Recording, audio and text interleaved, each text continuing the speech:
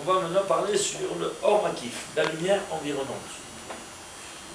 Vous savez que chacun de nous, soit au niveau humain, qu'au niveau animal, qu'au niveau végétal, on a une aura. Ainsi nous dit Rabbi Shimon Bar Yochai dans le Zohar. Et aujourd'hui, ça a été démontré, scientifiquement parlant. Ça, je vais vous le montrer maintenant, cette aura que parle le Zohar. Il y a 2000 ans de ça. Il n'avait aucun appareillage pour filmer, pour détecter cette aura. Pourtant, il le voyait. Nos Chachamim voyaient tout ça, sans avoir besoin d'aucun appareillage. Aujourd'hui, on a besoin d'un appareillage pour le dévoiler. Regardez, ça c'est la photo normale d'une feuille. Ils ont compris que pour détecter cette aura, que c'est un champ électromagnétique qui entoure chaque organisme vivant, du végétal ou animal ou rien, alors ils ont sensibilisé la pellicule photographique au champ électromagnétique qui entoure. Donc on ne voit pas voir, vous voyez, voilà. Ça c'est le champ électromagnétique qui entoure cette feuille-là. C'est la même photo, seulement photokérienne, c'est-à-dire avec la pellicule qui est sensible au champ électromagnétique qui entoure la feuille. Vous voyez ça? Ainsi, chacun de nous, il a cette aura. Vous voyez cette aura, elle disparaît au bout d'une semaine, que la feuille, elle a été coupée, elle est morte. Alors, l'aura quitte le corps. Ici encore, elle est encore un peu. Et pourquoi? Parce que la tige, elle est plus grasse, donc elle contient encore plus d'eau, n'est-ce pas? Et donc elle est lente à mourir. Alors elle a encore un peu de vitalité. Vous avez compris comment ça fonctionne? Voilà. Alors,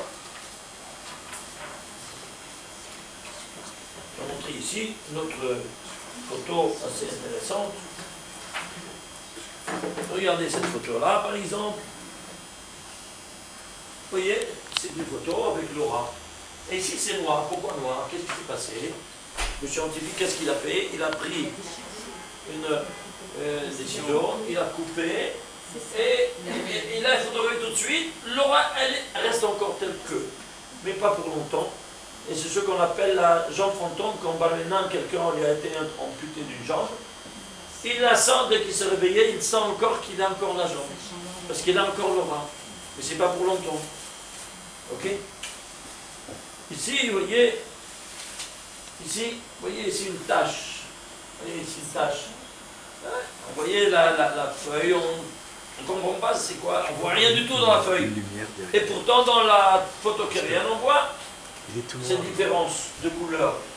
Ils ont vu au bout d'une semaine que ici, ça commence à dépérir. Donc, on a vu que cette photokérienne, elle arrive à dépister les maladies avant qu'elles ne se déclarent. Et c'est pour ça que maintenant, elles ont été utilisées, cette méthodologie. Tout ça, dans les hôpitaux aujourd'hui, c'est connu, super connu, les photokériennes, pour dépister les maladies avant qu'elles ne se déclarent. Ok? Bon, alors, on a pris aussi, on avait déjà pris, regardez ici, on a pris deux fiancés. On les a mis, ils ont mis les deux doigts un près de l'autre, et ils se sont fusionnés l'aura. On a pris deux personnes qui se détestent, qui ne peuvent pas se voir, ils se veulent à mort. On leur a pris, là on leur a payé seulement pour mettre les deux doigts. Après, on a vu cette couleur-là électrisante, bleu, violet, qui veulent c'est super engagé de tension, et donc ils donnent cette couleur violet. On voit l'animosité qu'il est entre eux. Alors on voit maintenant à travers les couleurs, quoi donc, le sentiment qui anime les personnes qui sont là. Vous comprenez? Alors ils ont dit, bon, dans ces conditions-là, qu'est-ce qu'ils ont fait? Les scientifiques russes, qui n'ont aucun ils sont athées, aucune religion. Ils ont dit, on va photographier un peu, selon ces découvertes. On va voir maintenant sur les corps. Ils ont fait plusieurs photos de tous les cadavres des hôpitaux. Ils ont vu qu'on avait une aura, et au bout d'une semaine, après, cette aura disparaissait.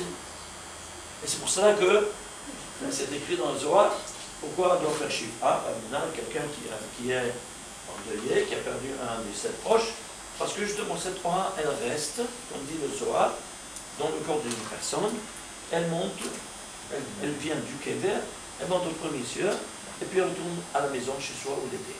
Deuxième jour, elle retourne au Kever, à la maison, et monte au deuxième ciel. Troisième ciel.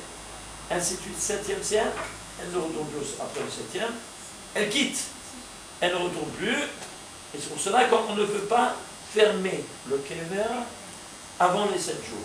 Gare à fermer le Kever avant les 7 jours.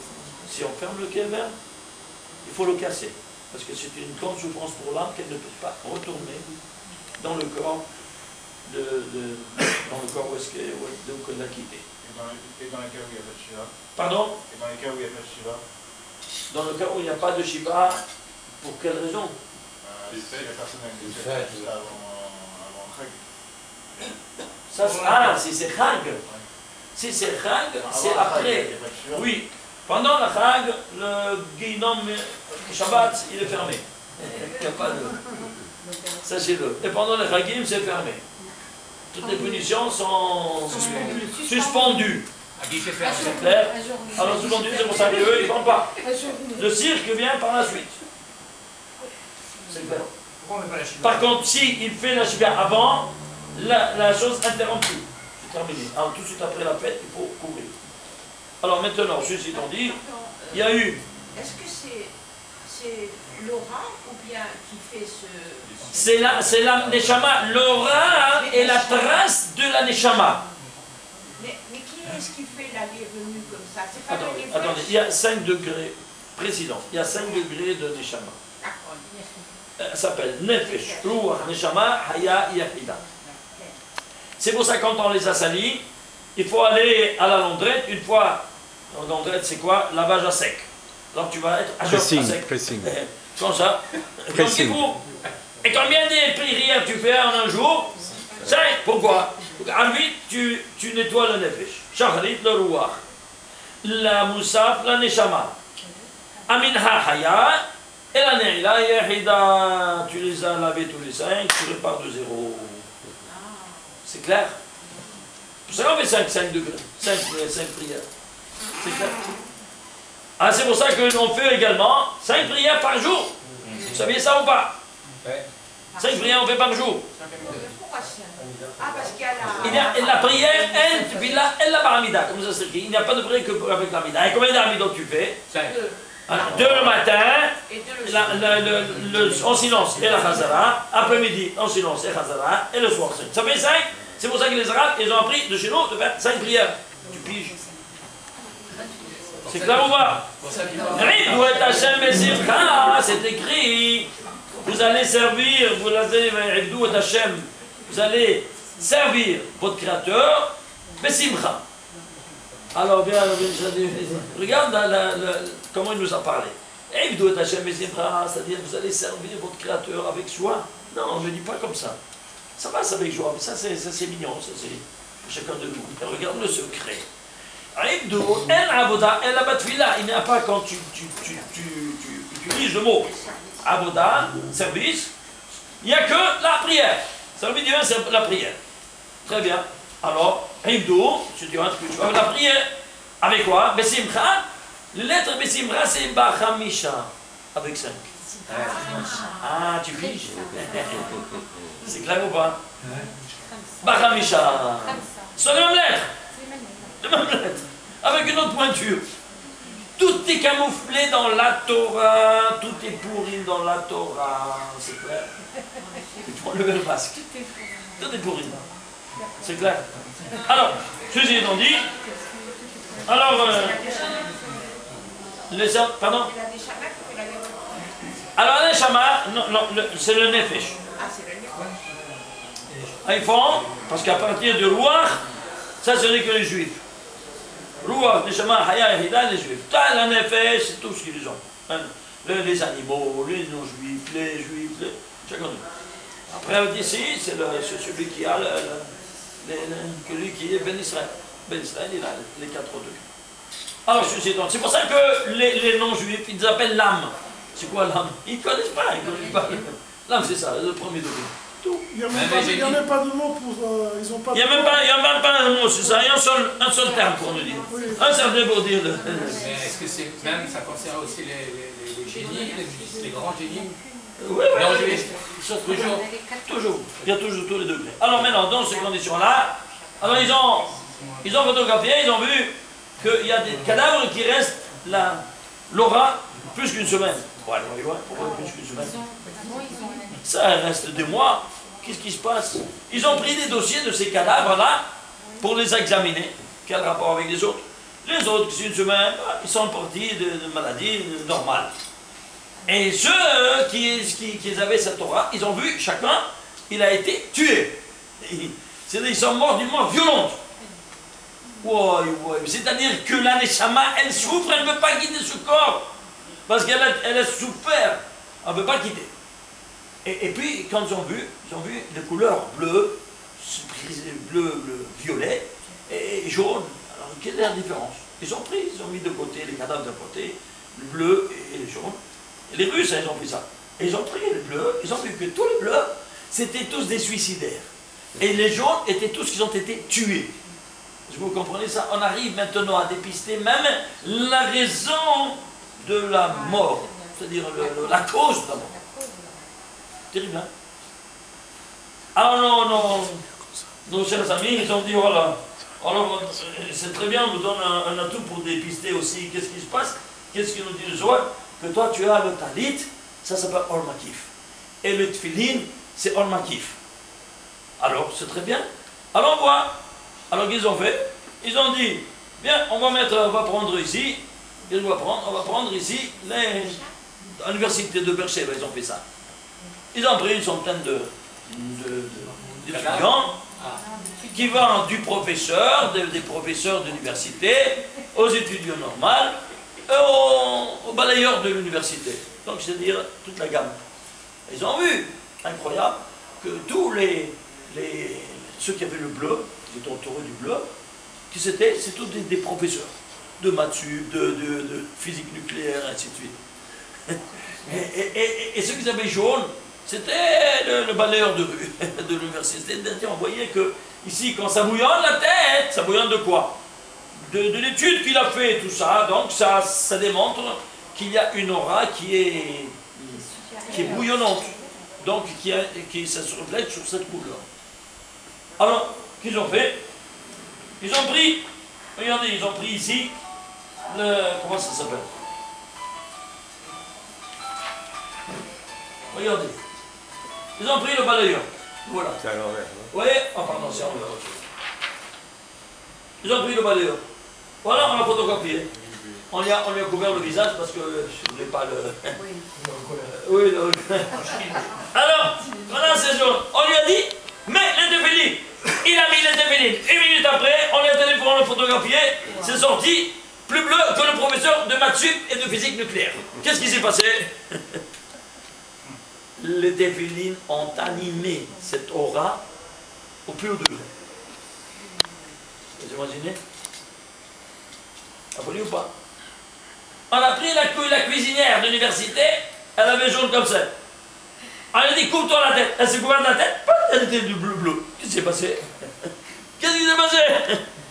Elle était mariée, alors elle doit être couverte, et quand elle est comme ça, elle n'est pas considérée du tout. Quand on met les filines, c'est bleu. Quand on met les filines, c'est bleu, ouais. Voilà. Et quand on le met pas, c'est jaune. Voilà, c'est la même personne, tu vois. 1 minute après, qu'est-ce qui s'est passé? Elle ne comprend pas. Là-bas, les professeurs sont devenus fous. Il me dit, mais c'est pas possible. Voilà, mais écoute, Rabbi Shimon Bar, il y a 2000 ans de ça qui te dit, c'est Or Makif. Vous comprenez ça maintenant? C'est pas de la folie? Est-ce qu'il y a une relation entre le balayeur qui a mis il a eu une aura bleue avec le suicidaire qui est bleu? Oui, parce que le suicidaire, il a une souffrance maintenant dans l'âme. C'est-à-dire, le bleu, ça démontre que ça bouillonne. Ça bouillonne. Oui. Et quand ça reste, c'est-à-dire qu'il ne veut pas monter en haut, parce qu'il Il a été violenté. il a été super violenté, non seulement, mais il a fait du tort à soi-même. On ne le veut pas là-haut. On ne le veut pas. Ah oui, c'est ça. On ne le met même pas dans un cimetière juif, tu sais ça, un suicidaire. Ah oui, On doit bien sûr. l'enterrer ailleurs.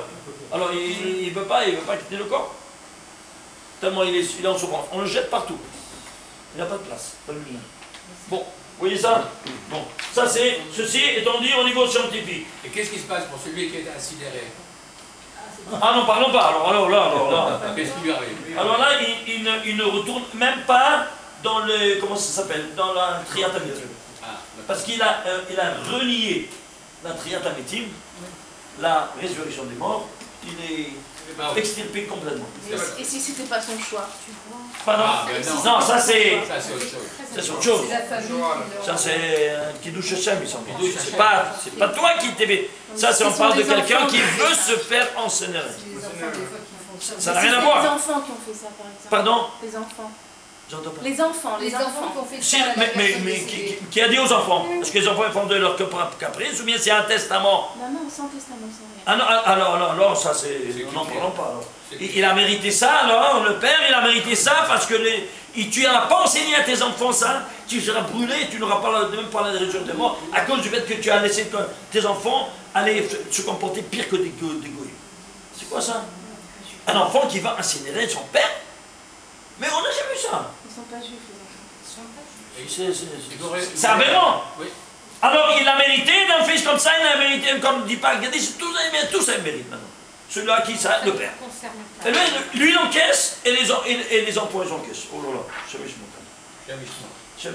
alors vous voyez, qu'est-ce que c'est les enfants finalement? C'est un picadon. C'est quoi un picadon? Un gage. Le Créateur t'a donné un gage. Tu te donnes un gage pourquoi? Pour que tu l'éduques et que tu le mets en fonction de ma Torah, pas en fonction de la Torah d'Égoïm. Et si tu fais dans la Torah d'Égoïm, tu encaisses.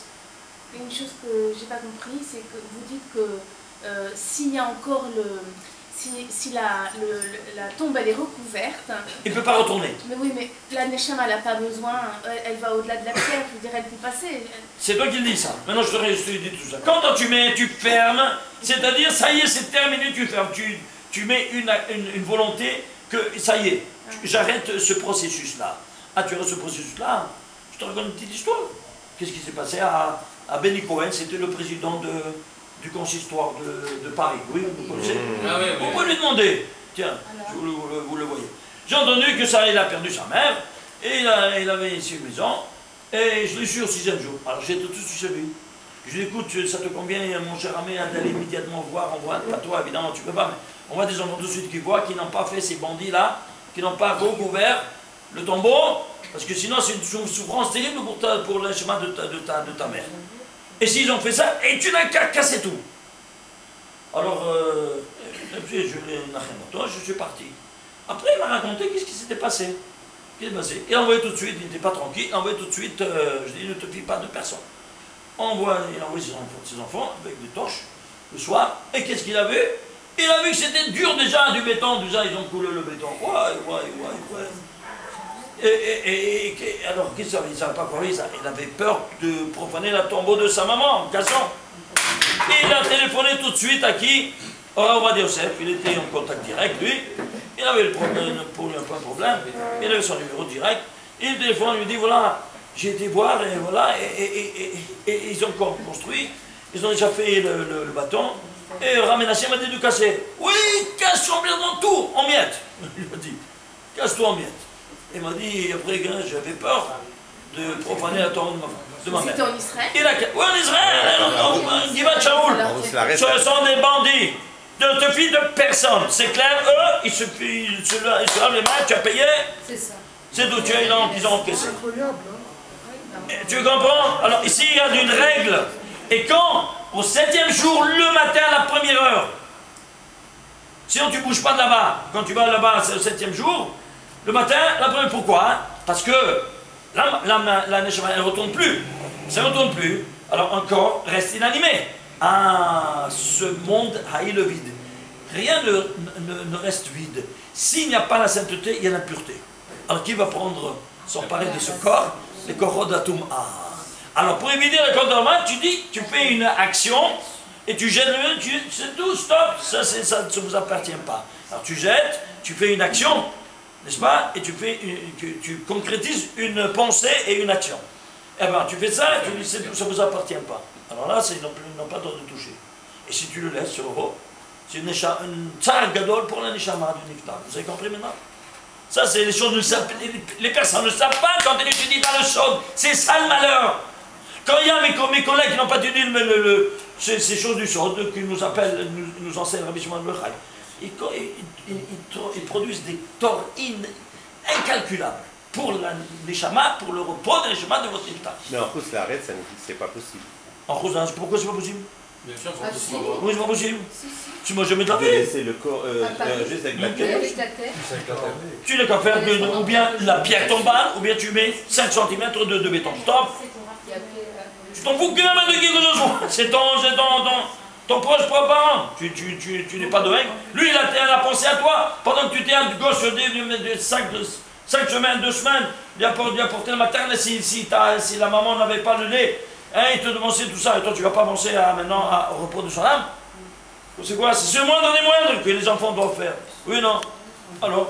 Mais en Israël, ils n'ont pas cette prova de faire ça? En Israël, je suis en train de te dire, en Israël, qui sont là-bas? Ce sont des businessmen, du business, c'est clair ou pas?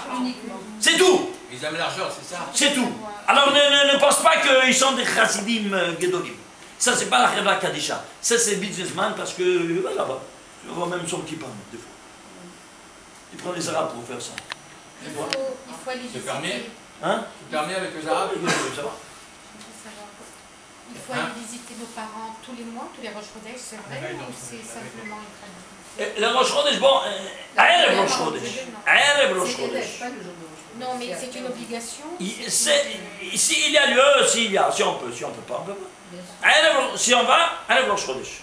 Parce que c'est Kippour Katan, ça s'appelle. Les rêves Rosh Chodesh. Ken. Bon, j'ai donc dit, on avance. Alors maintenant, je vais démontrer tout ça maintenant. Je vais démontrer tout ça. Alors, là, on a fait, quand une personne est décédée, qu'est-ce qu'ils font? Ils font Mizmor Shir Leyam Shabbat. Vous savez ça ou pas? Oui. On dit ce Mizmor-là.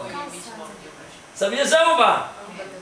C'est écrit que tous les ans, eh bien, ils disent Mizmor Shir Shabbat à accompagner le cercueil de ce sadique ou de cette sadique.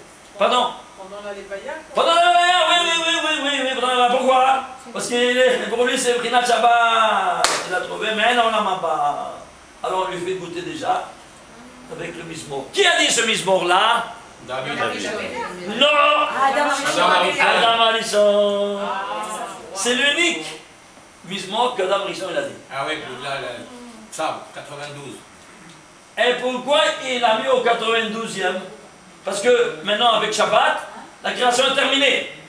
Il a créé le monde. Il a créé toute la création universelle qui est composée par quoi? Par 92 éléments fondamentaux. Oui ou non? Ouais. Bien David Amelech, il va le mettre au 92e chapitre. Sans rien te dire. Tzadik Bet, c'est 92. Et tu vas là-bas, stop, sans rien te dire. Amevin Yavin, celui qui comprend, il comprend pas. Tant pis pour toi.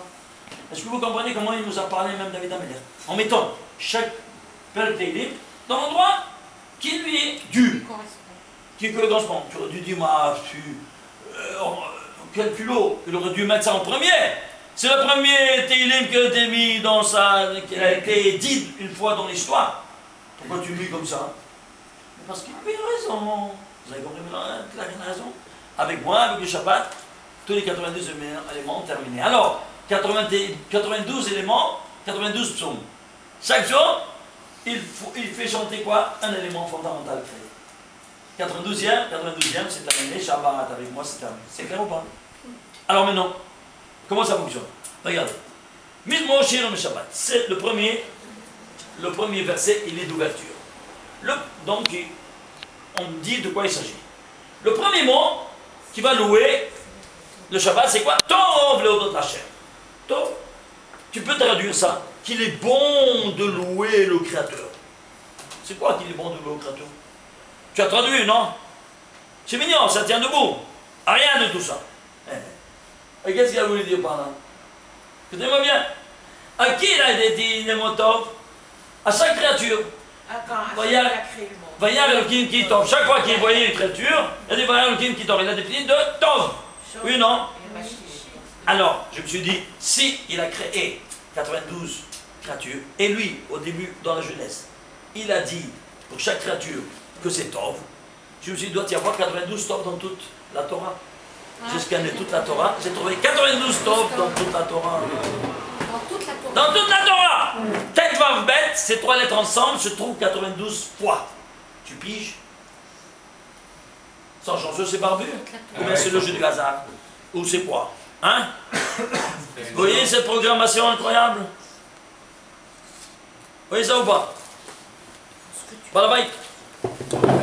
Non, non, c'est... Alors, qu'est-ce qui s'est passé? Alors, il prend le premier pour dire qui va louer le Créateur. Tov, c'est-à-dire tous les 92 Tov, tous les 92 éléments, eux viennent louer le Créateur. C'est toutes ces créatures vont le louer. Tu as compris maintenant qu'est-ce que ça veut dire Tov, l'ordre d'Hachem? Par ce Tov, il connaissait par cœur toute la Torah. Et il savait que dans toute la Torah, il y avait 92 fois le mot Tov. Et il dit, moi je mets ici un Tov, le prototype, pour rappeler en cause tous les 92 qui vont, eux, ce sont eux les créatures qui sont devenues de Tov, qui vont, eux, louer le Créateur. Vous avez compris? Alors maintenant, j'ai voulu chercher ici, s'il n'y a pas une autre fois le mot Tov, il n'y a pas. Il y a par contre codé. Regardez. Si vous prenez ce tête, vous comptez 90 lettres, ça tombe un Vav. 90 lettres, ça tombe un Bet, ça fait Tov, Div, 90.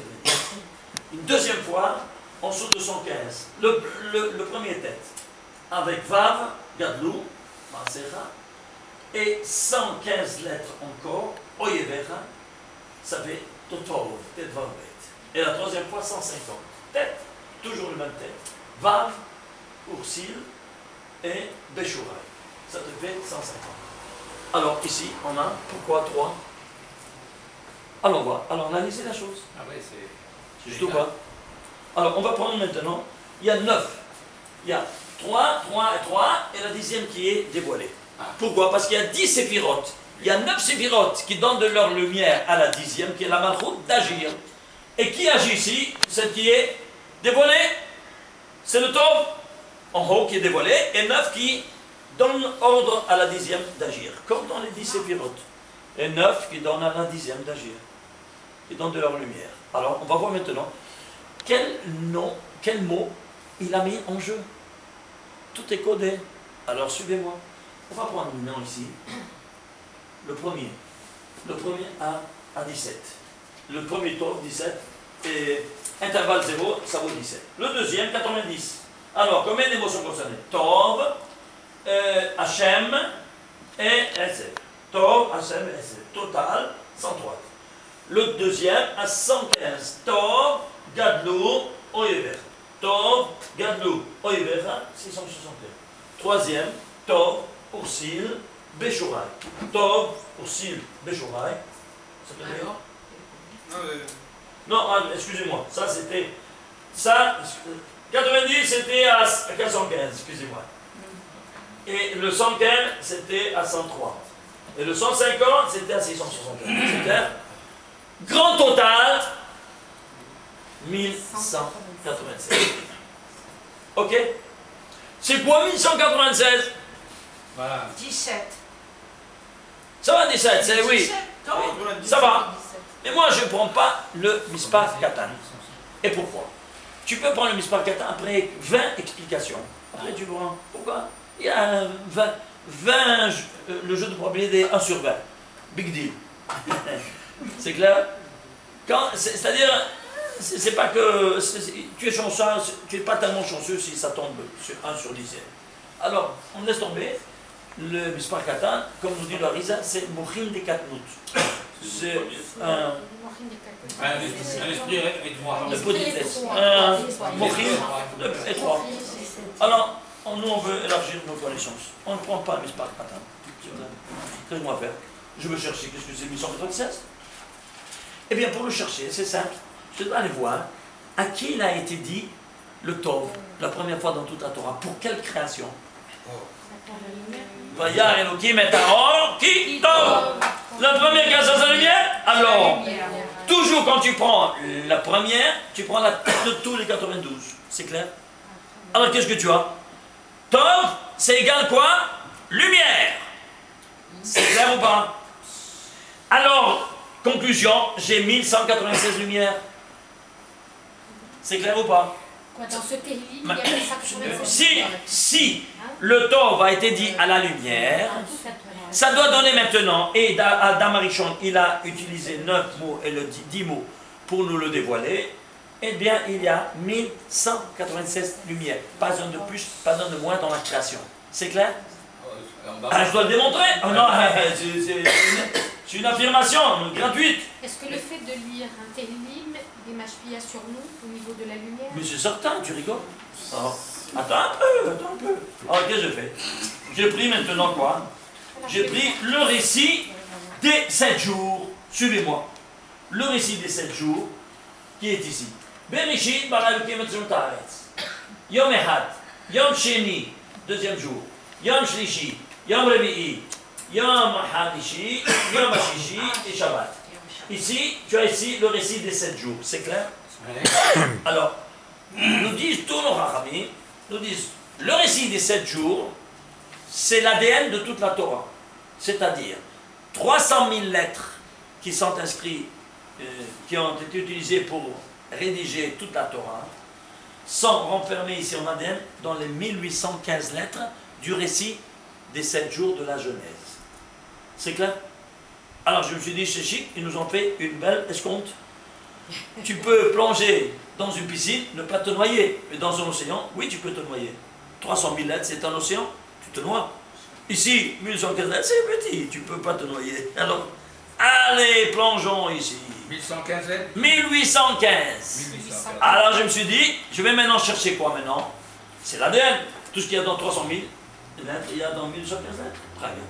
Alors qu'est-ce que je dois chercher maintenant? Ben c'est ça, je dois chercher le mot or. Le mot or. Parce que si on m'a dit qu'il y a 1196 lumières, dans le récit des 7 jours, il doit y avoir 1196 lumières, oui ou non? Alors j'ai cherché Aleph Avresh, comme on a fait Tov en diloug, en code, j'ai cherché le mot or en code, Aleph Avresh, en saut régulier de lettres. Attachez vos ceintures, je l'ai trouvé 1196 fois. Pas un de plus, pas un de moins. Et attention, comment 1196? De deux sortes. Rayon incident, Aleph Avresh, or, 598. Et rayon réfléchi, à l'envers, 598. C'est-à-dire qu'il y a une quantité, équation mathématique égale entre le rayon incident et le rayon réfléchi. Incroyable. Quoi, dans les 1815 lettres? Dans les 1815 lettres, il n'y a que, je répète, il n'y a que 598 comme ça et 500 or comme ça. Dans tous les codes différents. En saut régulier, ça veut dire comme vous nous avez montré avant? Aleph Avresh, saut de 15, saut de 18, saut de 34. Parce qu'il a un logiciel. C'est clair? C'est égal. Non, ce ne sont pas les mêmes. Ce sont d'autres codes, Oui, non, d'accord, mais c'est égal. Oui. Alors, qu'est-ce que c'est rayon incident? Qu'est-ce que rayon réfléchi? Il y a deux rayons. Pourquoi il y a deux rayons? Parce qu'il y a deux lumières que Dieu a créées. Vayomer Elohim, Yehi Or, Vayi Or. C'est incroyable. Chaque fois qu'il écrit, qu'il est, et Kavamai, Vayichen. Chaque chose qu'il a créée, il a dit Vayichen. Il n'a pas dit Vayi, Vayirakia, Vayimaim. C'est l'unique qui répète Yehi Or, Vayi Or. Il aurait dû dire Vayichen, nous dit Rabbi Shimon Bar Yochai. Pourquoi il a dit Vayi Or? Il répète. Vous avez compris la différence? Parce qu'il y a deux sortes de lumière. Une incidente et l'autre réfléchie. Alors tu vas comprendre pourquoi il y a l'homme et la femme. L'homme c'est le rayon incident et la femme c'est le rayon réfléchi. Tout comme tu as la lumière du soleil, c'est le rayon incident. La lumière de la lune, rayon Réfléchis. D'abord. Tu piges? Et c'est pour ça qu'il nous dit ici, avec la lumière, il nous apprend ça. Ouais. Alors le voilà. Alors tu vois que le judaïsme, il fait une identité équation mathématique entre l'homme et la femme. C'est pas que la femme elle est moins que l'homme. C'est clair ou pas? Elle est dans la même proportion et la même grandeur. Ah, c'est quoi? Pourquoi plus et moins? Parce que si toi tu veux la lumière, tu dois prendre le pôle positif et le pôle négatif, et tu ne dois pas faire passer un fil de tungstène entre le négatif et le positif. Oui, non. Tu fais passer le courant. Tu as la lumière ou pas? Absolument. Et si tu mets deux pôles positifs, tu fais pousser la chose. Qu'est-ce que tu fais? Tu as la lumière? Voilà. Et si tu mets deux négativités, tu as la lumière. Voilà. Avance. À bon entendeur, salut. C'est clair? Aïe. Avec tout le bulbul qu'on a aujourd'hui, la Haman et Sam qui nous protège. Non, mais Mechila, Hein? pourquoi vous parlez de l'homme et de la femme tout d'un coup? Quel rapport avec les orbes et... Ça c'est rien incident, ça va réfléchir. Alors tout comme l'homme, il donne, la femme, elle reçoit. Tout comme le soleil donne la lumière, la femme, la lune, elle reçoit et elle projette. Et donc c'est une lumière réfléchie. Donc à l'envers ou pas? Oui ou non? Elle ne bouge pas, c'est ça? À l'envers. Absolument. C'est à l'envers, tu vois que c'est à l'envers. Oui, c'est à l'envers. Exactement à l'envers. Ça c'est le droit et ça c'est à l'envers. De quoi tu te plains? Et le receveur, C'est c'est le un... miroir. C'est Hein? le miroir de l'homme. Voilà, c'est le miroir. Non, c'est l'incident. C'est miroité. D'ailleurs, la biologie moderne nous apprend que l'homme est une femme au début. Absolument. Vous avez compris? Mais elle se différencie. Vous avez compris ça ou pas? C'est clair jusqu'à présent? Oui? C'est la deuxième lumière, c'est la lumière qui est gardée pour les tzadikim. Cette lumière du premier jour, elle est gardée pour les tzadikim, la Tidabo. On ne la connaît pas, cette lumière du premier jour, on connaît celle du quatrième jour. Et cette lumière, tu veux la voir maintenant? Comment? Vous voulez la voir, cette lumière du Quelle premier lumière jour? qu'on connaît maintenant? Je vais vous la montrer. Non mais... Vous allez en jouir. Est-ce que c'est celle qu'on voit Vous la venez ici, vous allez en jouir. Je vais vous la montrer. C'est la folie douce. Vous allez voir. C'est la folie douce. Ah, la folie douce, tu vas voir. Est-ce Tiens, que tu c'est voulais. celle qu'on voit quand on quitte Qu'est-ce que tu voulais? Oui, oui. la lumière? Vous voulez la voir, cette lumière? Bon, alors, on va voir. Alors, laissez-moi avancer. Alors, on a dit, la lumière, cette lumière-là, d'où elle provient? Quelle est la source de toute la lumière? Le Créateur. Comment il s'appelle? Oh, une minute. Il s'appelle Yod Kevavke. Mais il s'écrit en entier Yod Kevavke. Ça c'est incident, ça c'est réfléchi. C'est clair ou pas? Ça n'apparaît pas. C'est clair? Et l'ensemble, alors c'est quoi ça? Ça c'est la miséricorde, ça c'est la rigueur. Miséricorde, rigueur. Ça c'est l'homme et ça c'est la femme. L'homme il apparaît toujours. La femme n'apparaît pas. C'est pour ça que c'est caché. Et c'est pour ça que Midat Atzniut, la Midat de la Tzniut, c'est ça, c'est la femme. Qu'elle est cachée, on ne la voit pas. Ça doit être caché. Tu piges? Ah, c'est pour ça qu'elle doit être cachée. La tête cachée, les cheveux cachés. Seulement dévoilés au mari, personne d'autre. Alors, ils sont inséparables? Oui. Alors, quelle est la première mitzvah qui les unit ensemble? Perou, Orvou. Tu peux traduire, s'il te plaît, qu'est-ce que c'est Perou? C'est la fertilité. Multipliez-vous. Alors, qu'est-ce que tu veux? Combien ça vaut ça? 46, 26. Et combien ça vaut ça? 46. Eh bien, si tu fais 26 par 46, 1196! Ouais. CQFD, ce qu'il fallait démontrer. On est obligé. Là, on est coincé. Hein? Ah, ça craint. C'est knockout. Donc, Mais tu te rends compte? Ils sont chanceux, ces barbus. Regarde ce que Adam Arishon, il voyait. Tout ça, il voyait. Ah, maintenant, je dois démontrer, moi, cette lumière environnante. Où ça? Nous disons le soir, le talit, c'est la lumière environnante. Environnante. Or makif. Enveloppant. Environnante, ça s'appelle or makif. Makif, c'est environnant. C'est-à-dire qu'il t'enveloppe. Les tefillin, or makif. Je veux le démontrer? C'est comme ça, une fraise lapidaire. C'est or makif, c'est or makif. Mais, quelle différence? Allez, tu dis. Toi, tu as été dormir le matin, la nuit. Alors tu dis, quand le dernier mot après dire le Shema, dans tes mains, je vais me confier mes 5 degrés d'âme, et le matin, tu vas me les rendre.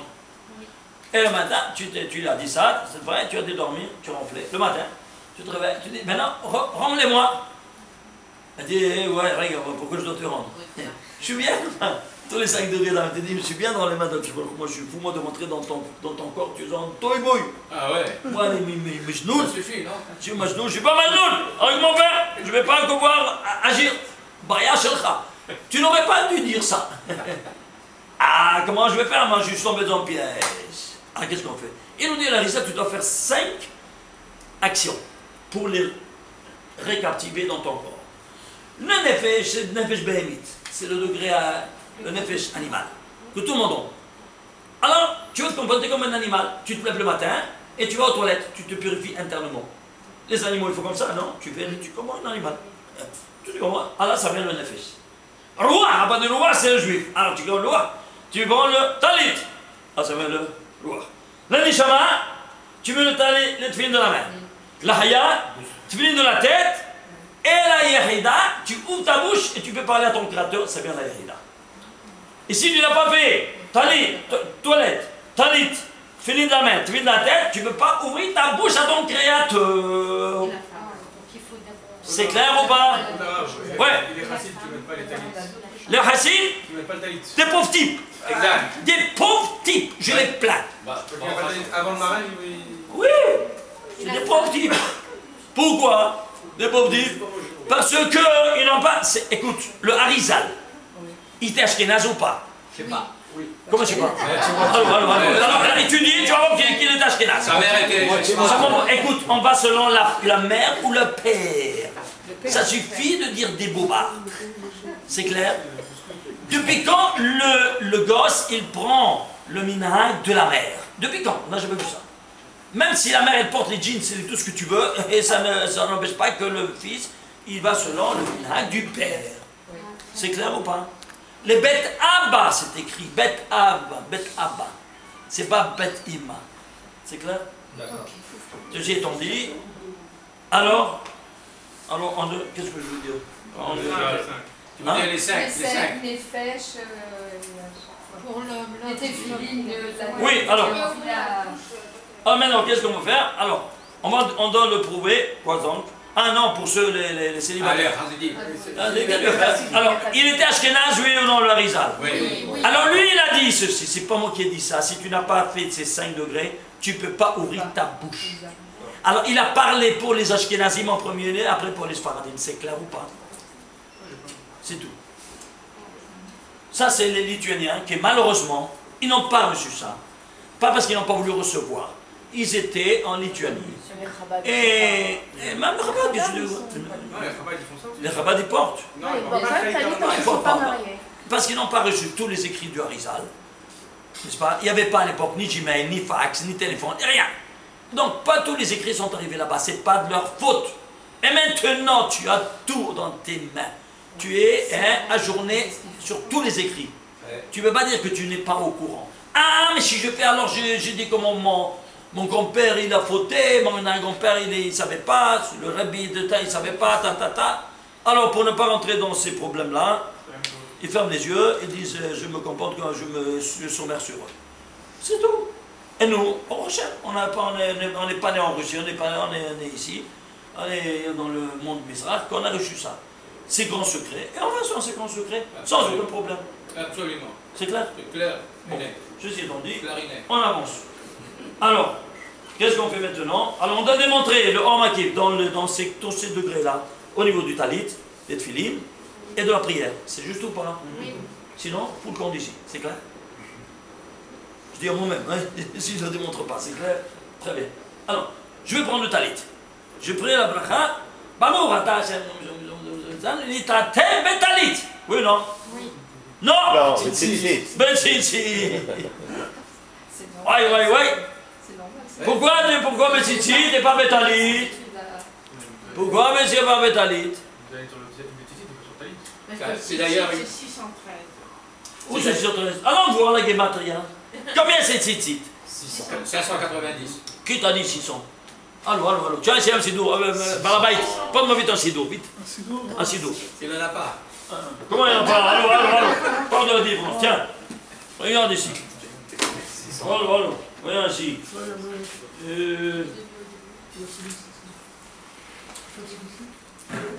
Non, ça je veux pas du tout. Ça doit enlever. Chandric, tu as des lunettes? Je vais dire le schéma, pas le coup. Ah, tu veux le portes pas? Le schéma. Tu as ici le schéma?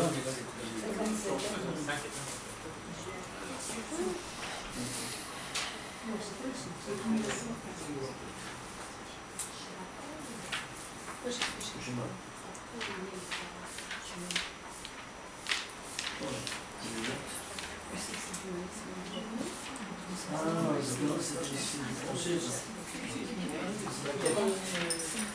Oh là là. Qu'est-ce que tu veux? Tu cherches un livre? Tu veux une livre de Pierre? Regarde ici comment c'est écrit. Viens voir ici. D'accord. Oui, moi je me donne une site. Regarde comment c'est écrit site.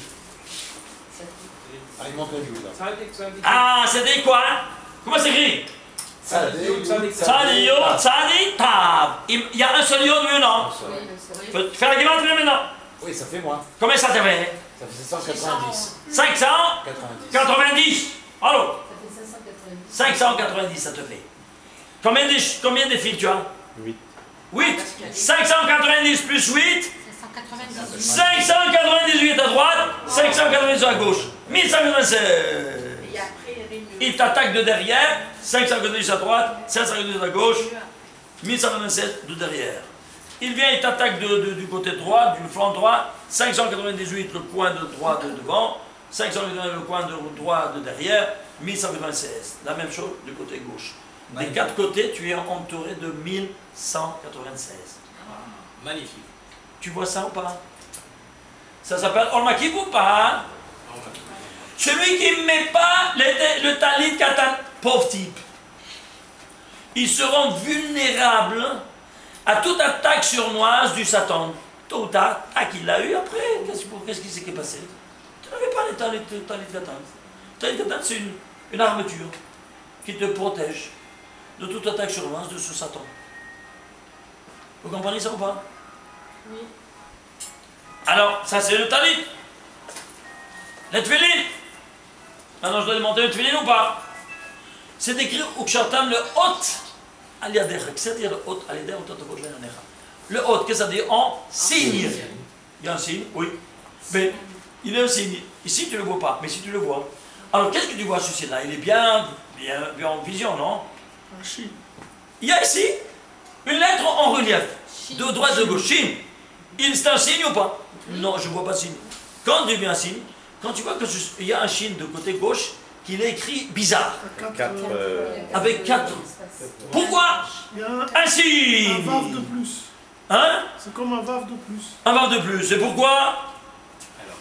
Est-ce que vous savez pourquoi il y a un vav en plus? J'ai oublié. Hein? J'ai oublié. Ouais.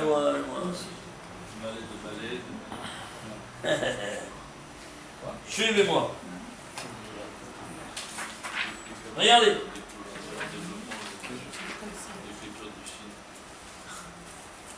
Chine, comme ça, c'est 4 branches. Pourquoi 4 branches? Parce que c'est un signe. Un signe de quoi? C'est ça, tu vas lier un signe, ce signe-là, sur ta tête. Pourquoi? Pour te dévoiler de quoi il s'agit. Quoi donc? Alors regarde. Alors ça c'est Pachout, ça c'est Malais, ça c'est Malais des Malais, ça c'est Malais des Malais des Malais. Il y a 4 épanouissements du Shin que tu dois faire. C'est clair ou pas? Alors, ça s'appelle Pachout. Ça s'appelle Malais. Shin. Vous comprenez? Ça c'est Pachout. C'est normal. Ça, Shin avec la phonétique. Oui, non? C'est clair? Maintenant, qu'est-ce que tu vas faire? Le troisième, c'est quoi? Le troisième, c'est quoi? Malais de Malais. Alors, Malais de Malais. Ces 3 lettres deviennent 9. Shin, Yod, Nun. 3 lettres deviennent 9 lettres. Tu vois ça ou pas? Ensuite, le 4e, c'est quoi? de Mané. Mané. Alors ces 9 lettres deviennent 27 lettres. Alors, Shin, Yod, Nun. Ces 3 deviennent 9. Ces 3 deviennent 9 aussi. Yod, Vav, Dalet. Nun, Vav, Nun. C'est clair ou pas? C'est clair? Hein? Quoi? Pas trop vite, attends 2 secondes. Je vais pas vite. Ensuite, Alors, on va faire maintenant la valeur numérique. Alors, ça c'est 300, 10 et 60, ça fait 360. Ça c'est 10 et 6 et 4, 10, ça fait 20. Ça c'est 50, 50, 106. Ça c'est 20. Ça c'est 22. Ça c'est 434. Ça c'est 106, on a vu. Ça c'est 22 et ça c'est 106. Fais la somme de tout ça. 1127. waouh, Ça, j'en sais, c'est barbu. non, on est déstabilisé. C'est de la volée ou pas? Est-ce que vous voyez cette dimension-là? Vous voyez comment on nous transmet les messages? Attends, mais alors qu'est-ce que ça veut dire le Chine avec 4 branches? Ça veut dire quelque chose par rapport au Chine? Oui. C'est que tu dois faire 4 épanouissements pour te dévoiler de quoi il s'agit. Que le téphéline, c'est un or makif. C'est clair ou pas? Chaque remède, Rachso, c'est un peu les 4. Ouais. Hein? Et il y a un rapport Est-ce que avec tu vois comment notre Créateur nous parle? C'est incroyable, hein? Alors, dans ces conditions-là, Qui a dévoilé le Chine à 4 branches? Pardon? Qui a dévoilé le Chine à 4 branches? Qui l'a dévoilé? C'est pas marqué dans la Torah, puisque on parle des filines, mais on ne sait pas. Au Mont Sinaï, il nous l'a dévoilé, tu sais pourquoi? La loi orale. Je vais te montrer pourquoi. Quand il nous a parlé, il nous a transmis l'étape de la loi. Elles étaient transpercées d'une partie à l'autre, oui ou non? Oui ou non? Tu savais que cette partie transpercée. Alors, à la loi. Si je tenais comme ça, je te voyais entre les trous. Pour écrire un Chine à 3 branches, parce que je dois voir de l'air, je dois faire un Chine à 4 branches. Oui ou non? Ah oui, très bien. C'est clair ou pas? Parce que je dois voir l'air. Alors l'air, il me faut 4 branches pour faire 3 espaces. 3 espaces. C'est vrai ou pas? Voilà comment le Créateur nous a dévoilé ça au Mont Sinaï. Tu piges? Ouais. Vous parlez toujours quand vous parlez du tzitzit. Hein? Quand vous parlez du tzitzit, vous parlez souvent aussi du 16. 16. Et là, vous parlez de 1187. Il y a un rapport entre eux. Mais c'est certain, après, attends, chose par chose. Rentrons sur ce paramètre. Alors, 1196, j'ai démontré le talit, les tfélines. Maintenant, il faut la prière. Oui? Alors, maintenant, je vais prendre sur moi, avant de me présenter devant le trône céleste, qu'est-ce que je dois faire? Qu'est-ce que je dois faire? Je dois... סליחה, אני מתנגד. כאן אני... מתנגד מאוד. סליחה מאוד, כי זה מפריע לי מאוד. אתם פוגעים בי. תודה רבה. אז בבקשה, עד כאן. C'était qui là? Il avait des. Ah, c'est comprends pas, c'est les Nachmanim qui prennent un mètre du tout. Il faut leur donner un peu de marijuana. Bon. Alors, c'est qu'est-ce que je t'en ai dit? Alors, la prière. J'ai démontré alors le talit, les tfélines. Maintenant, il faut au niveau de la parole. Alors, avant de me présenter devant le trône céleste, que c'est l'Amida, je dois prendre sur moi Ol Malchut Shamayim. Comment je prends Ol Malchut Shamayim? En disant le Shema Israël. C'est clair? Le Shema Israël? Très bien. Alors si je prends le Shema Israël, à la fin, je termine en signant le Shema Israël en disant un mot. Amen. Que Moshe Rabbeinu n'a pas dit. Quoi? Amen. C'est quoi? C'est la signature. Le tampon divin. Qu'est-ce que c'est Amen? Chotamad Kucha Berichou, comme ça nous dit la Gemara. C'est le sceau divin. Ok? Alors, quand le Chazan dit Ani Hashem Elokechem Asher Zimet Mitzrayim Yod Lachem Ani Hashem Elokechem, il se la ferme tous disent Emet. Emet. Et lui, il retourne et dit Hachem Elokechem Emet. Il ne doit pas dire lui Emet. Alors, Il doit les dire seulement quand il a entendu. C'est pas écrit dans la Torah. Il ne doit pas dire Emet. Il doit le dire seulement après. Pourquoi? Parce que nous, on dit rayon incident, Emet, et lui, il dit rayon réfléchi, il retourne. Oui? Et pourquoi? Oui, c'est ça. Et on va prendre ici le mot Emet. Regardez. Emet. Emet. Aleph, Mem, Tav, 598. Toi, tu dis 500 rayon incident, et lui, rayon réfléchi, il retourne. 598 plus 518, 1186. Ouais. Tu piges maintenant? Et pourquoi il ne doit pas dire lui? Il doit le dire seulement quand il retourne, quand il entend. Il ne doit pas dire s'il dit abruti diplômé. Il n'a pas étudié. C'est clair ou pas? Il peut étudier. Toute la prière ashkénaze est nulle alors. Mais tu vois la différence? Quand quelqu'un n'étudie pas, il n'a pas étudié le sod, mais il est en dehors de la plaque complètement. Il fait n'importe quoi. On ne peut pas servir le Créateur si on n'a pas étudié. Tu es d'accord avec moi? Comment le servir? Il y a tout un rituel. Par la foi. Par la foi, ça va, mais on t'a donné un rituel parce qu'il est super chargé de mécanismes que tu mets en fonction pour te protéger. Au niveau, excusez-moi, pourquoi on doit dire la parole et la pensée? Parce que toi, tu agis à 3 dimensions. Suivez-moi. non, je sais pas. Pensée, parole, action. Marshava dit boule massé. Tu dois t'habiller dans ces 3 niveaux. Au niveau de l'action, tu t'es habillé. Quoi donc? Tu as fait le talit et le tefillin. C'est au niveau de l'action ou pas? Oui ou non? Oui. Au niveau de la parole, bien, voilà, au niveau de la parole, j'ai dit émettre. Au niveau de la pensée maintenant, je dois agir la pensée, laquelle? Eh bien, je dois voir ces lettres-là finales, par exemple, que c'est 598. 598. C'est derrière le mot émettre, il y a encore une arrière-pensée que tu dois là surcharger. Tu dois tenir compte. Parce que tu mets en action une pensée. Et toi, tu dois t'habiller. Pourquoi on doit avoir des cavanos dans la prière? Parce que tu dois habiller la pensée. Et si tu n'habilles pas la pensée, la marchava, tu es nu au niveau de la pensée. Alors si tu es nu au niveau de la pensée, est-ce que tu peux te présenter devant ton Créateur? Tu es nu au niveau de la pensée. Tu n'as pas honte? C'est comme si tu étais nu du bestiaire. Pourquoi? La pensée doit être aussi habillée. Et si tu n'es pas, alors c'est un gros problème, mon fils. Ah, si tu as un gros problème, ici, eh bien tu peux être attaqué à n'importe quel moment au niveau de la pensée. Alors tu ton passé, pit, il y a un AVC qui éclate. Pourquoi? Tu n'as pas bien, tu n'as pas une armature. C'est clair ou pas? Est-ce que vous comprenez maintenant? Comment on peut se protéger de tous ces mots-là? On te donne tous les objets pour te protéger. Tous les instruments pour te protéger. Tu ne veux pas les verger. Pourquoi? Tu n'as pas étudié. Tant pis pour toi. Tu payes, tôt ou tard. Question. Oui. J'ai pas eu le temps de tout écrire. Le mot émettre, je n'ai pas entendu l'explication. Pourquoi elle n'est pas encore comprise dans la Torah? Je ne me souviens plus. Qu'est-ce que tu as dit là? Oui, le mot émettre n'est pas écrit dans la Torah. Ah, mais il a été ajouté dans la Il a été ajouté, pourquoi? Justement pour ça. Ah. Il est écrit à la fin du Bereshit. Émettre. Pardon?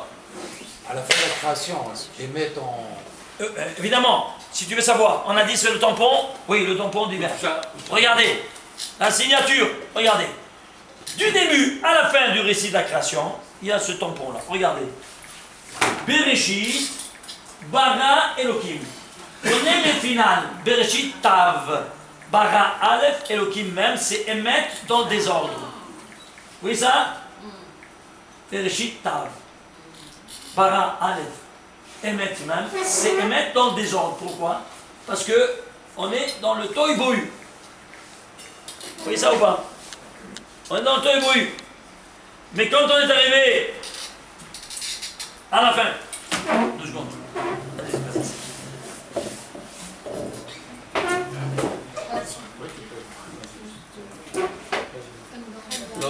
Mais quand on arrive à la fin de la création, à la fin du Shabbat, les 3 derniers mots du Shabbat, c'est quoi? Asher, Bara, Elohim la sot. Bara, Aleph, Elohim même la sot, Tav, dans l'ordre. Dans l'ordre. Tu piges? Tu vois ça ou pas? Alors, c'est la signature ou pas du nom de Dieu? Authentifié. Signature, le tampon, le cachet. Alors tu vas mettre ce cachet-là qui est du début à la fin, maintenant dans l'ordre.